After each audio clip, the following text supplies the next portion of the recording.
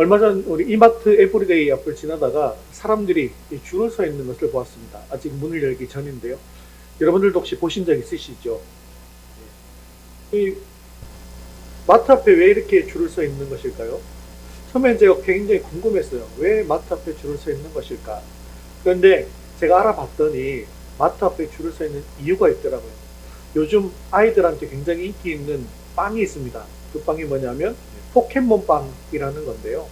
예, 그 빵을 빨리 구하기 위해서 그 순서에 들어오지 못하면 그 빵을 구할 수 없기 때문에 문이 열기 전에 이미 줄을 서서 기다리고 있는 것이었습니다. 이렇게 마트나 명품 매장에서 좋은 물건을 한정 판매한다라는 소식이 들리면 어김없이 마트 앞에, 백화점 앞에 줄을 서죠. 그리고 마트가 백화점이 문을 여는 그 순간에 바로 그 매장 앞으로 뛰어가는 모습을 볼 수 있습니다. 그래서 이것을 우리는 오픈런이라고 부르죠. 사람들이 왜 이렇게 그 물건을 사기 위해서 아침 일찍 일어나서 줄을 서고 또 문을 열면 득달같이 달려가는 것일까요? 그 물건의 희귀함과 그리고 그 물건의 가치에 대해서 잘 알고 있기 때문입니다. 사실 우리가 하나님 앞에 나오는 것이 이래야 하는 것이죠. 그럼에도 불구하고 그러지 못하는 것은 아직도 우리가 하나님에 대해서 제대로 알고 있지 못한 것은 아닐까 한번 생각해 봅니다. 그렇습니다. 정말 우리에게 소중한 것은 하나님을 아는 것이고 하나님을 경험하는 것입니다. 우리가 이 사실을 정확하게 알고 있을 때 세상에 헛된 것을 구하지 않고 하나님의 의를 구하면서 살아갈 수가 있는 것이죠. 바울은 이것을 너무나도 잘 알고 있었습니다. 그래서 바울은 에베소 교회를 위해서 지금 기도하고 있는데요. 이렇게 에베소 교회에서 기도할 때 하나님을 아는 것에 대해서 초점을 맞추어서 기도하고 있는 것입니다. 오늘 본문을 묵상하면서 우리가 하나님을 제대로 알고 깨닫기 위해 더더욱 하나님 앞에 나아가 기도할 수 있게 되어지기를 주님의 이름으로 축원합니다. 자, 먼저 바울은 하나님을 알게 해달라고 기도하고 있는데요. 본문 17절 말씀을 우리 같이 읽겠습니다. 우리 주 예수 그리스도의 하나님 영광의 아버지께서 지혜와 계시의 영을 너희에게 주사 하나님을 알게 하시고. 매일 기도 생활을 하다 보면 기도의 틀이 형성이 되게 되어집니다. 처음에는 무엇부터 기도해야 될지 잘 모르기 때문에 우왕좌왕하면서 기도하게 되더라도 기도 생활을 계속 하다 보면 기도의 순서가 결정되게 되더라는 것이죠. 그리고 나도 모르게 그 기도의 순서에 맞추어서 기도하는 것을 볼 수가 있습니다. 그런데 기도를 시작할 때 가장 먼저 기도하게 되는 것이 있죠. 그것이 무엇입니까?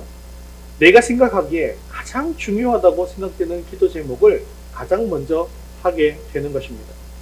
만약 우리에게 어떤 문제가 생겼다라고 한다면 그 문제 해결을 위해서 가장 먼저 기도하는 것이 어쩌면 당연할 수도 있습니다. 하지만 우리가 현실 문제에만 급급해서 그 문제만 가지고 기도하다 보면 마음의 여유를 잃어버리고 하나님이 어떤 분이신지 생각할 여유가 없게 되어지기도 하더라는 것이죠. 그렇기 때문에 정말 우리에게 필요한 기도 제목이 있습니다. 또한 가장 중요한 기도 제목이 있습니다. 그것은 바로 하나님을 아는 것입니다. 그래서 오늘 바울은 가장 먼저 하나님을 알게 하옵소서라고 기도하고 있는 것이죠. 이 말의 헬라어 원문은 그를 아는 지식 안에 있도록 이라는 뜻입니다. 그리고 여기서 말하는 지식이라고 하는 것은요, 적당히 아는 것을 뜻하는 것이 아니에요. 철저하고도 정확하게 아는 것을 의미하는 단어입니다. 왜 우리가 하나님을 철저하고도 정확하게 알아야 할까요? 우리가 하나님을 알아야 하나님의 뜻을 이룰 수가 있고 하나님의 마음을 알아야 하나님을 기쁘시게 하는 일을 할 수가 있기 때문이죠. 그렇기 때문에 우리들의 기도 제목에 있어서 가장 첫 번째는 하나님을 아는 것이 되어야만 한다는 것입니다.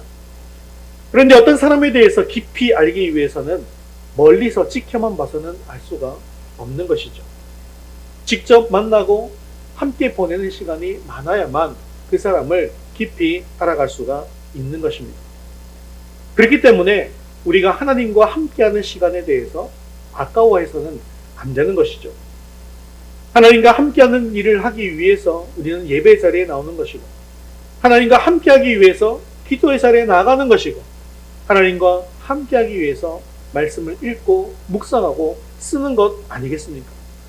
그렇게 계속해서 시간을 보내다 보면 우리는 하나님을 깊이 알아가게 되어지더라는 것입니다. 우리가 하나님과 교제하면서 이렇게 하나님의 마음을 알고 하나님의 뜻을 헤아리는 것이 굉장히 중요한데요. 그런데 우리가 어떻게 하면 하나님을 제대로 알 수가 있을까요? 오늘 본문 17절에 보면 지혜와 계시의 영을 주셨다라고 말씀하고 있는데요. 이 영이 바로 성령입니다. 즉 하나님을 아는 것의 시작은 성령을 받는 것에서부터 시작하더라는 것입니다. 성령을 지혜의 영이라고 이렇게 바울이 이야기하고 있는데요. 왜 성령을 지혜의 영이라고 하나 하면 하나님을 참되게 깨달을 수 있도록 해주시기 때문입니다. 또한 성령을 계시의 영이다라고 한 것은요, 우리에게 바르게 계시해 주셔서 하나님을 만날 수 있게 해주시기 때문입니다.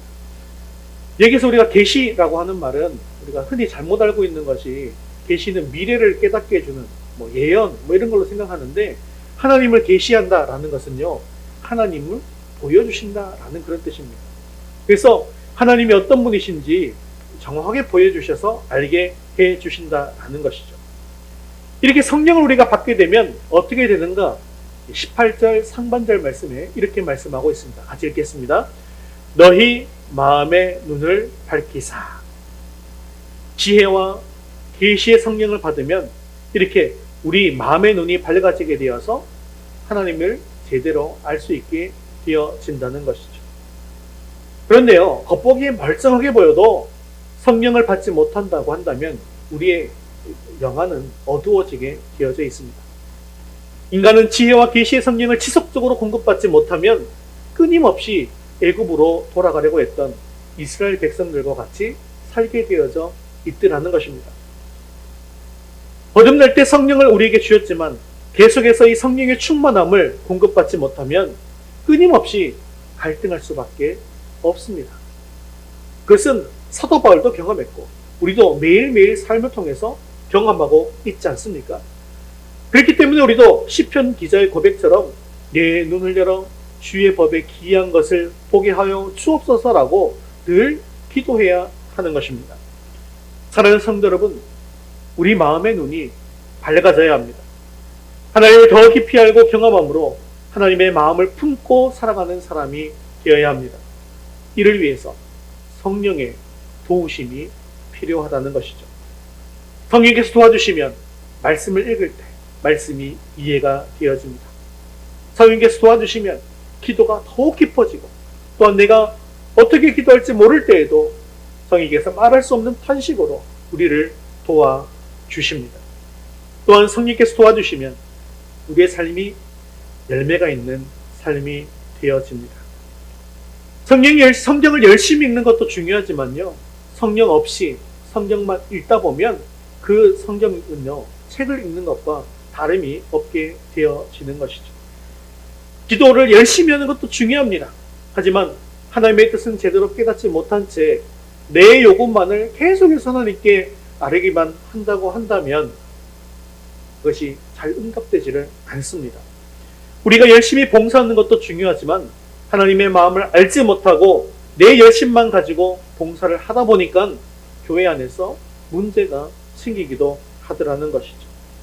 하나님을 제대로 알지 못하고 봉사하다 보니까 하나님의 뜻대로 일하는 것이 아니라 내 뜻대로 일하려고 합니다. 그러다 보니까 교회가 분열되고 어려움에 빠지게 되는 것이죠. 사랑하는 성도 여러분, 하나님을 제대로 알 수 있게 되어지기를 바랍니다. 하나님과 교제하고 하나님과 가까워질 수 있기를 바랍니다. 하나님의 마음을 알고 하나님의 뜻을 분별하고 하나님의 소원을 이루어 드리기를 기뻐하는 사람이 될 수 있기를 바랍니다. 그렇게 우리를 통해서 교회가 하나님의 일을 온전히 감당할 수 있게 되어지기를 주님의 이름으로 축원합니다. 이렇게 지혜와 계시의 성령을 받으면 마음의 눈이 밝아지고 하나님을 알게 되는데요, 그렇다면 사도 바울은 오늘 구체적으로 하나님이 아는 것이 무엇이다라고 어떻게 이야기하고 있는지 세 가지를 살펴보도록 하겠습니다. 우리 첫 번째 같이 읽겠습니다. 부르심의 소망이 무엇인지 알게 하옵소서. 18절 중반절 말씀 같이 읽겠습니다. 그의 부르심의 소망이 무엇이며, 가장 먼저 부르심의 소망이 무엇인지를 알아야 합니다. 부르심이라고 하는 것은 흔히 우리가 콜링이라고 얘기하고요, 소명이라고 이야기합니다. 이것은 바로 3절에서 14절까지 언급된 신령한 복을 주시기 위해서 부르신 하나님의 부르심을 이야기하는 것입니다. 이 부르심에는 우리에게 주시기 원했던 하나님의 소망이 들어져 있습니다. 원래 하나님을 떠났던 우리는 어떤 존재였는가? 그것에 대해서 에베소서 2장 12절은 이렇게 말씀하고 있습니다. 같이 읽겠습니다. 그때에 너희는 그리스도 밖에 있었고 이스라엘 나라 밖에 사람이라. 약속의 언약들에 대하여는 외인이요 세상에서 소망이 없고 하나님도 없는 자이더니. 하나님을 떠났던 우리들은 그리스도 밖에 있었고 약속의 언약들에 있어서는 외인이었고 세상에서는 소망도 없고 하나님도 없는 자들이었습니다. 바울은 에베소교의 성도들이 이런 사람들이었지만 하나님께 주시는 복에 그 소망을 받기를 원했다는 것이죠. 그래서 바울은 그들의 마음의 눈을 밝혀달라고 기도를 먼저 했던 것입니다. 그렇다면 이 부르심의 소망이 과연 무엇일까요? 좁게 생각하면 에베소서 1장 3절에서 14절까지의 말씀을 통해 볼 수 있었던 네 가지의 신령한 복을 이야기합니다. 우리를 선택하셨고 우리를 예정하셨고 구속하셔서 죄사함을 받게 해주셨고 모든 지혜와 총명을 주셔서 구원의 비밀을 알고 하나님의 계획에 동참하는 삶을 살도록 해주셔서 열매 맺게 해주신 것, 그것이 바로 부르심의 소망이라는 것이죠. 에베소서 4장 4절에 이 소망에 대해서 이렇게 말하고 있습니다. 몸이 하나요 성령도 한 분이시니 이와 같이 너희가 부르심의 한 소망 안에서 부르심을 받았느니라. 하나님께서 우리를 부르신 것에는 하나님의 소원이 있었습니다. 그것은 바로 우리가 하나님의 뜻에 따라 변화된 삶을 살게 하는 것이었습니다.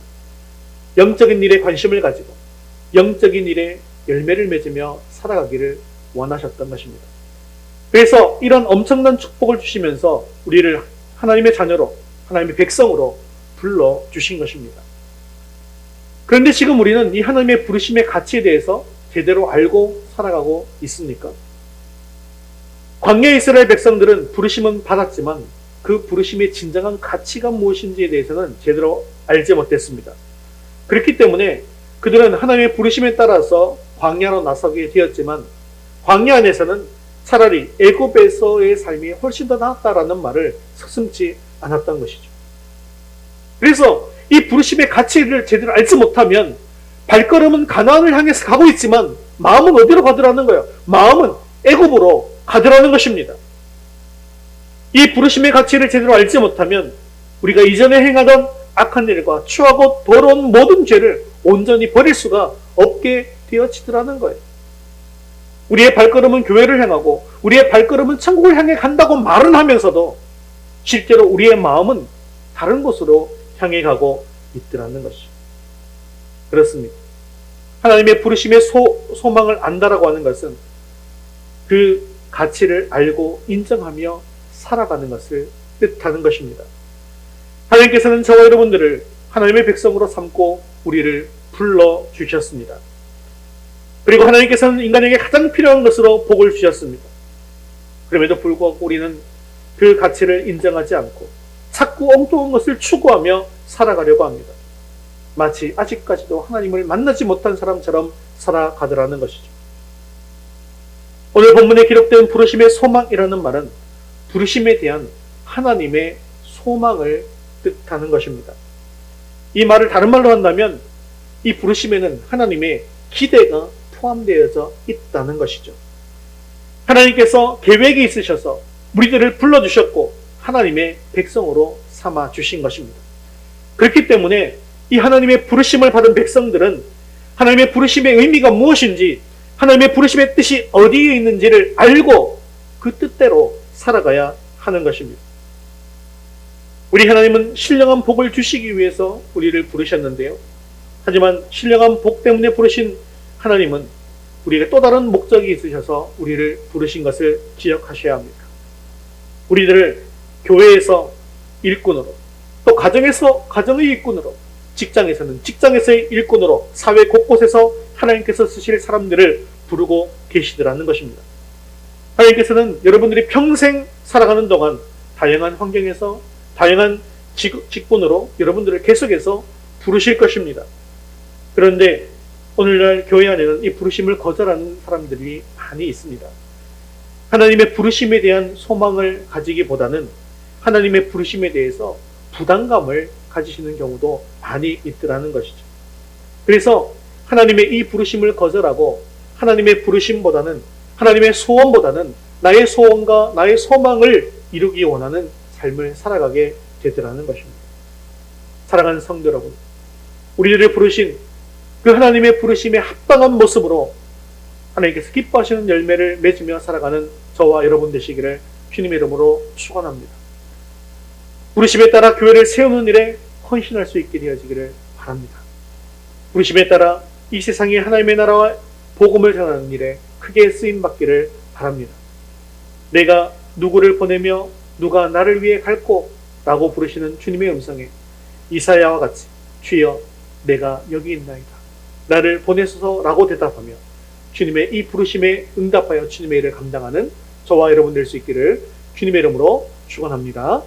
자, 두 번째, 우리는 무엇을 알게 해야 되는지 함께 읽겠습니다. 그 기업의 영광의 풍성함이 무엇인지 알게 하옵소서. 18절 하반절 말씀 같이 읽겠습니다.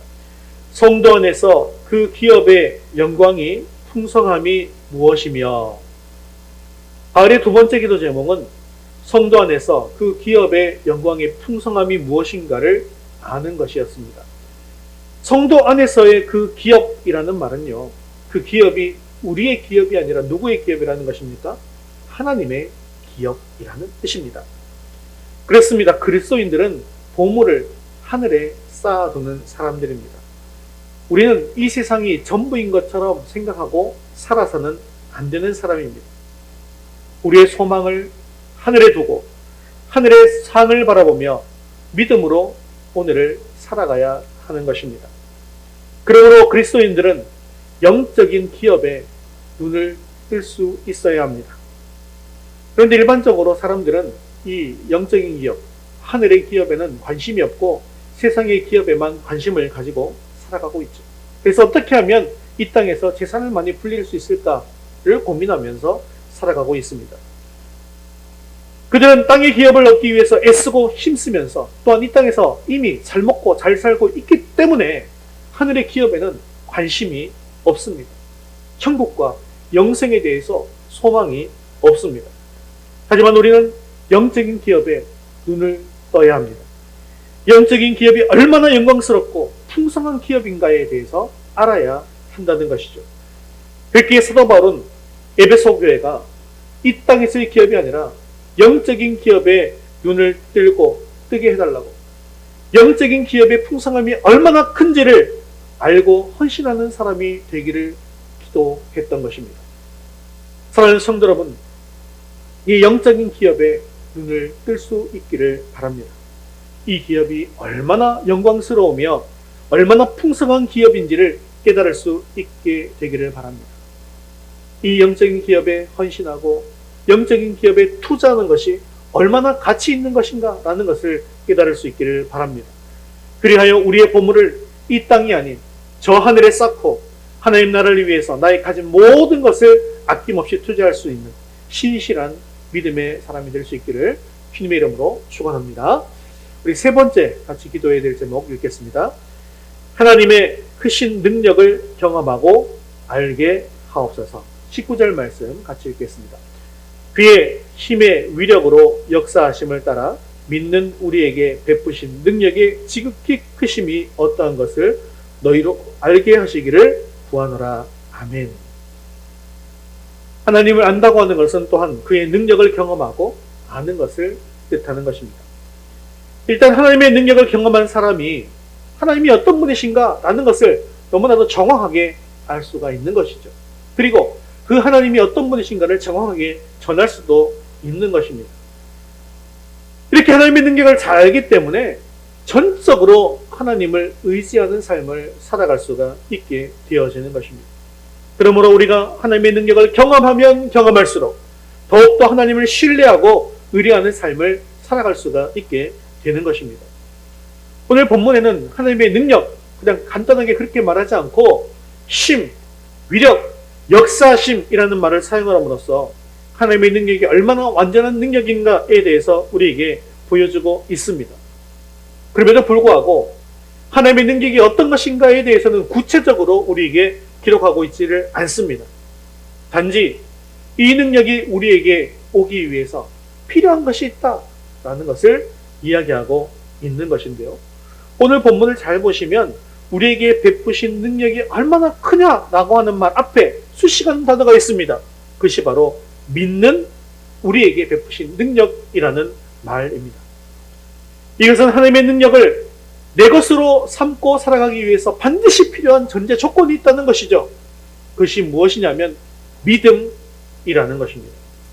오직 하나님의 능력은 믿는 자들에게만 베풀어진 것이라는 겁니다. 출애굽한 가나안 1세대들이 가나안에 갈 생각을 하지 못한 것은 바로 10명의 정탐꾼, 악평하는 10명의 정탐꾼들이었기 때문입니다. 그들은 무엇을 보았습니까? 가나안에 정탐하러 들어갔다가 기골이 장대한 안악자손을 보게 되었고 그 안악자손에 대한 소문을 퍼뜨렸기 때문입니다. 그리고 가나안 땅에 들어가지 못한 것은 그 이스라엘 백성들이 이 안악자손의 능력, 안악자손의 힘을 자신의 능력으로는 뛰어넘지 못한다는 사실을 인정했기 때문이라는 것이죠. 거기에 좌절과 원망과 실패의 원인이 있었던 것입니다. 그런데 가나안에 들어가는 것이 과연 자신의 능력과 힘으로 들어가는 것이었을까요? 아닙니다. 이때 여호수아와 갈렙이 한 말이 있습니다. 민수기 14장 8절 말씀 같이 읽겠습니다. 여호와께서 우리를 기뻐하시면 우리를 그 땅으로 인도하여 드리고 그 땅을 우리에게 주시리라. 아멘. 그렇습니다. 이스라엘 백성들이 가나안에 들어가는 것은 전적으로 하나님께서 하시는 일입니다. 하나님께서 우리를 기뻐하시면 그 땅으로 인도하여 들여 보내주실 것이라는 것이죠. 애굽에서 나오게 하신 분도 하나님이시고 가나안에 들어가게 하시는 분도 하나님이시라는 것입니다. 연약한 우리를 기업의 풍성함으로 이끄실 분이 바로 하나님이시라는 것이죠. 이처럼 하나님의 능력은요, 우리가 가진 믿음의 크기에 따라서 다르게 경험할 수 있더라는 것입니다. 우리의 믿음이 작거나 우리의 믿음이 없으면 하나님의 능력을 경험할 수도 없을 뿐더러 가나안에 들어갈 수 없다는 것이죠. 하지만 우리의 믿음이 크면 클수록 크고 높으신 위대한 하나님의 그 능력을 경험할 수 있더라는 것입니다. 바울은 에베소 교회 성도들이 큰 믿음을 가지고 엄청난 하나님의 능력을 경험하기를 원했습니다. 그래서 그들을 위해서 기도할 때 믿음을 가지고 하나님의 지극히 크신 능력을 경험하고 아는 자가 되게 해달라고 기도했던 것입니다. 하나님의 능력은 나의 기대와 나의 경험을 초월합니다. 내가 하지 못하고 세상이 하지 못하는 것을 하나님께서는 이루어 주십니다. 하나님께서는 능치 못할 일이 없으시며 해결하지 못할 문제도 없으십니다. 예수님께서도 소경을 치료하실 때 내가 능히 이 일을 할 줄을 믿느냐라고 물으셨습니다. 이 질문은 소경이 눈을 뜨는 이 불가능한 일을 할 수 있는 능력이 예수님에게 있음을 믿느냐라는 믿음에 관한 질문이었습니다. 이때 만일 소경이 아닙니다. 나는 한눈만 뜨는 것으로도 만족할 수 있습니다. 그것만으로도 감사합니다. 라고 대답했다고 한다면 아마 그 믿음대로 되었을 것입니다. 그런데 이들은 주여 그러하오니이다 라고 대답했습니다. 이 고백은요, 주님 내가 믿습니다. 주님은 분명히 내 두 눈을 다 뜨게 해주시는 분이신 줄 믿습니다. 라는 고백입니다. 그리고 그들은 그 두 눈이 다 뜨이는 기적을 경험할 수 있었습니다. 사랑하는 성도 여러분, 우리들에게도 이러한 고백이 있게 되어지기를 간절히 바랍니다. 하나님은 우리의 믿음을 따라 역사하시는 줄 믿으시기를 바랍니다. 오늘도 주님께서는 내가 능히 이 일을 할 줄 믿느냐? 라고 물으십니다. 그럴 때 주님, 그 일을 이루시는 줄 내가 믿습니다. 라고 하는 고백을 드릴 수 있게 되어지기를 바랍니다. 이런 믿음을 가지고 하나님의 크고 놀라우신 능력을 경험하고 또 체험하고 알 수 있는 저와 여러분 될 수 있기를 주님의 이름으로 축원합니다. 말씀을 맺겠습니다. 오늘 바울은 하나님을 아는 것이 무엇인가에 대해서 세 가지 기도 제목을 가지고 기도했습니다. 그것은 첫째로 우리를 부르신 하나님의 부르심의 소망을 깨닫고 살아가는 것이었습니다. 둘째로는 하나님이 우리에게 주신 하늘 기업의 풍성함이 어떠한 것인지를 알고 살아가는 것이었습니다. 그리고 세 번째로는 믿는 우리에게 베푸시는 하나님의 능력이 얼마나 큰 것인지를 경험하고 살아가게 해달라고 하는 것이었습니다. 우리 이 개역 해등판 성경에는 생략되어 있지만요, 헬러 문장에서는 그의라는 말이 다 붙어 있는 것을 우리는 기억해야 합니다. 즉, 그의 부르심의 소망, 그의 기업의 영광의 풍성함, 우리에게 베푸신 그의 능력이라는 것입니다. 이 모든 것이 다 하나님의 것이고 하나님으로부터 오는 것임을 강조하고 있는 것입니다. 그렇습니다. 우리에게는 하나님의 소망이 필요합니다. 우리에게 하나님께서 주시는 그 하나님의 기업이 필요합니다. 또한 우리에게는 하나님이 베푸시는 하나님의 능력이 필요합니다. 이 모든 영적 비밀을 잘 깨닫고 살아가기 위해서 우리에게 반드시 필요한 것은 지혜와 계시의 성령이 우리에게 부어지는 것이죠. 그때 우리의 마음의 눈이 밝아져서 하나님을 제대로 알게 되어지는 것입니다. 여러분들의 심령 속에 이 하나님의 성령이 충만하게 임해 주시기를 바랍니다. 그리하여 하나님을 바로 알고 하나님의 뜻을 이루는 일에 헌신함으로 말미암아 하나님의 능력을 경험하고 제대로 알게 되어지기를 주님의 이름으로 축원합니다.